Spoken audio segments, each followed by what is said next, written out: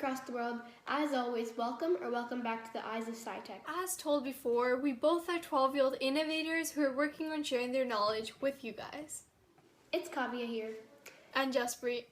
Two Sci-Tech students who are very passionate about the new projects and methods we learn every single day and open to sharing the knowledge. So let's not wait and get straight to it. So in the past, we have covered science, social studies, and drama. Today we're going to be jumping into a different subject which may seem alarming to some, but is a universal skill, math. Math is the foundation of almost everything, and in Sci-Tech it's a vital skill which comes in a series of different units. So without further ado, let's get to it. In Sci-Tech, we have done many different math assignments, including surface area and volume, data management, rate, and different other math assignments. However, we are going to be showing the most common math assignment that it goes with every topic, the POTW.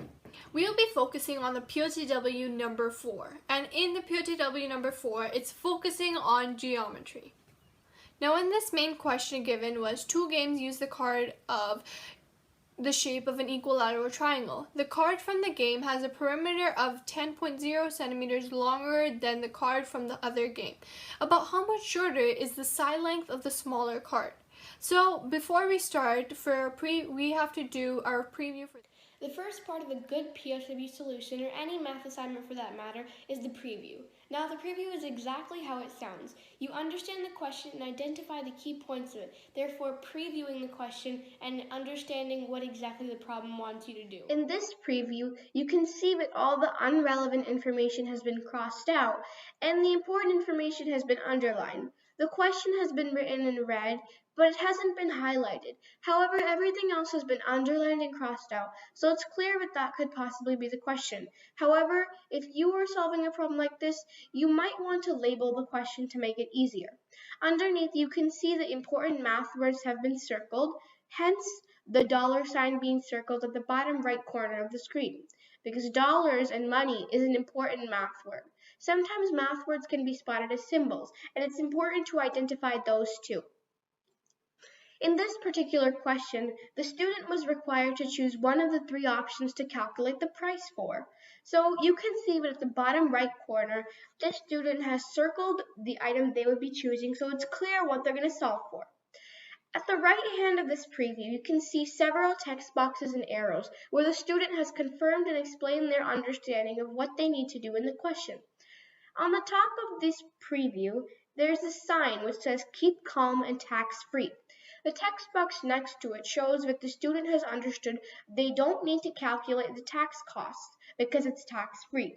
Sometimes the most important information comes in the most smallest places that may seem irrelevant, but that's why it's important to preview every section of what's given to you. In this question, you needed to figure out which item was the most fair and calculate it for that. So you can see a text box where the student said they would calculate for the flower bulbs because they seemed cheap, meaning they could be the most fair, and the student identified they knew that the price was divisible by 3. This is something you're allowed to do in previews. You can go figure it out and then come back. What I mean by this is, in this particular question, you needed to take the cost of the item you chose, hence the tulip bulbs, and figure out the price by 3 people. What you could have done is taken the cost of each item and divided it by 3 with a calculator or mental math. Then you would instantly know the answers. Whichever one was divisible by 3 in a whole number without decimals, you would go for that. So this student has outlined their understanding of that in this preview. Now we have come upon the read, and the main purpose of the read is to break down all the math keywords and place them together for next steps. When doing a read, there are many different subtopics that go in with the read. For example, the keywords, symbols, and how the word is used. But last but not least, the definition of each word. Now let's break down the purpose of each subtopic. Now for your keywords, you will simply just jot down all the ideas and the math keywords you have circled in your preview. And next, from looking at the source of your math words or keywords, you would find symbols that go with that word. The multiplication is a math keyword, and you would find the multiplication symbol, which looks like an X. The section of using the words. For this section, it's very simple. You would create a sentence using that math keyword. Now, for example, you could do multiplied 5 times 2. Now, we use the keyword multiply. Now, the last portion of a read comes upon defining what each word means. So you would search up what the word means and you would put exactly that definition. Now, to add on to our read, you would also reword your question or your big blue problem you'll be working with. Next part of the POTW is the plan, which Kaavya will be stating. After the read, next comes the plan. In our past videos, we talked about experimental trials and having to write a step-by-step procedure. The plan is basically almost the same thing, except it's for math, not science. You guide the viewer step by step in a plan, explaining how you are going to be solving the problem. Similar to a procedure, it must be in past tense and should be so clear that anyone can follow it. A 5-year-old, a 3-year-old, anyone. Be sure to always use proper math terminology and spelling, and double check your plans at least once after you're done writing it and get feedback from peers. A plan requires 3 main sections: an estimate, an actual, and a double check. Some good estimating strategies are rounding and modifying the given values. Randomly guessing the answer is never an efficient estimate because it doesn't prove how you estimated or isn't reasonable.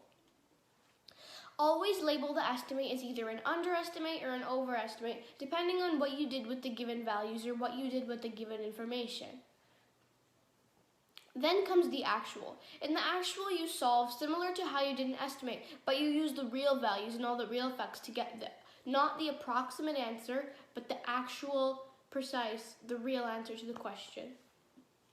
After actual comes double check. Now, you need to double check everything. All calculations, manual or digital. You need to check all counting, all models. Some examples of double checks could be reverse operations. For example, if you did multiplication to solve, you would do division to double check because they're the opposite of each other, so it's the reverse method of double checking. Another good example of a double check is array counting or recounting. For example, if you were working with grid squares, you could recount using arrays to prove that there was as many grid squares as you stated. Or you could, if you were using measurement, use rulers to prove that the measurements you put are a specific number. Without double checks, you can't prove accuracy. So always make sure you've got double checks every step of the way. The last step of the plan should be to write down the answer or justifying the answer, therefore completing the process and directing viewers with this is the end and give the final statement. To add on to your plan, all you have to do is to solve as the next step. Now, in your solve, all you have to do is do the equation process by hand and not online.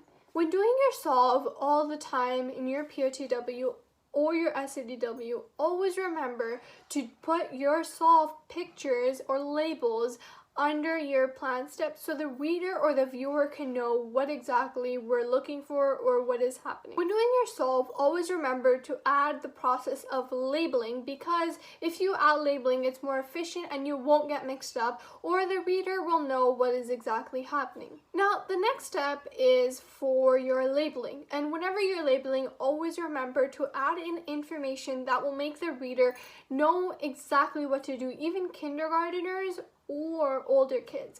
Now, adding to that, remember that in your plan steps, you won't have that much of information that will help the reader. So that is what the labeling is used for. After solving the problem one way with your POTW solution, next comes the SADW solution, which means solve a different way. Here you will repeat all 4 steps: preview, read, plan, and solve, but with a completely different strategy and solve a different way. Now, you may be thinking, what? I already solved the problem once. There's no need for me to do it again with a different strategy. It doesn't make a difference. Well, it does. The SAW plays a critical role in further proving that the answer makes sense. Because if you solve the problem once and get the correct answers and double check them, you may think, oh, it's right. But if you solve it a different way than SAW, you are therefore confirming that the answer is and will always be right, and that you can't get a different answer from that. In the SAW, it's also very important to include double checks, because you can't prove the answers right there either, even if the answers are the same as the ones you got in your POTW. Something you need to remember when doing your SAW is you can't at all use the same strategy that you use in your POTW. For example, if your POTW strategy was equations, you can't use equations at all in the SADW solution. You will also have to redo the preview and read. Now, this might not make sense because new math words are not going to reappear or new information is not going to appear. And that's true. But the reason we're redoing the preview and the read is that we might be able to catch errors that we did not catch in the POTW preview and read. A good example of this would be, for example, in the POTW preview, maybe you had to solve for 3 people, but you misunderstood and only solved for 2 people. You don't have to redo the entire POTW solution, and it's not efficient. You can make that edit in the SAW preview and read and make sure you don't make the same mistakes there. So the SAW is also a good way to show improvement of mistakes over time, which benefits you especially. Next comes the final justification, which Jaspreet will be talking about. Now, lastly, it comes upon your justification. In your justification, it just means comparing your information by one another to ensure your hypothesis or your answer was correct. Now, first, you would have to compare your estimate from your POTW and your actual for your POTW.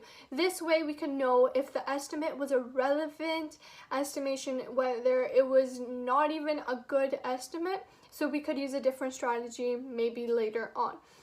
Now, the next thing you would have to do is also write down your double check, and you would have to compare, if I did the process again, did I get the correct answer or did I not?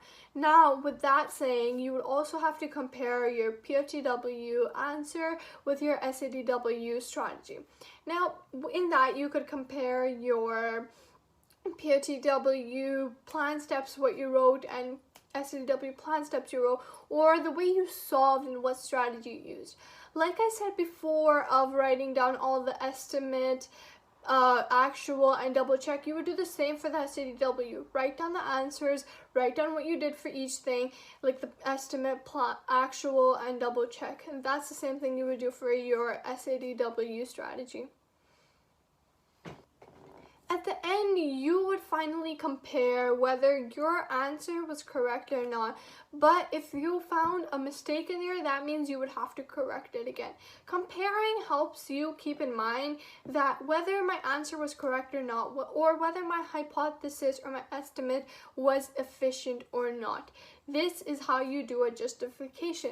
But in more detail, if I had to say, you would also have to compare your estimate from your POTW and compare it with your estimate with your SAW. This way we can know if we have different estimates, it's more efficient or not, or whether this is a good way of solving it or not. So guys, this is how you do your justification. Hope you guys enjoyed the episode 3 of the Eyes of Sci-Tech. Thank you. In the description, we included my POTW to SADW solution to this exact problem when I solved it, to use as a guide so that you know what it should look like or how this problem specifically would go into a POTW to SADW solution. We have also included an excellent model video that our teacher provided us, which is a very good idea of showing how you could solve this problem with models. Well, that's it for today's video. Kaavya and Jaspreet signing off for today's mission. Bye!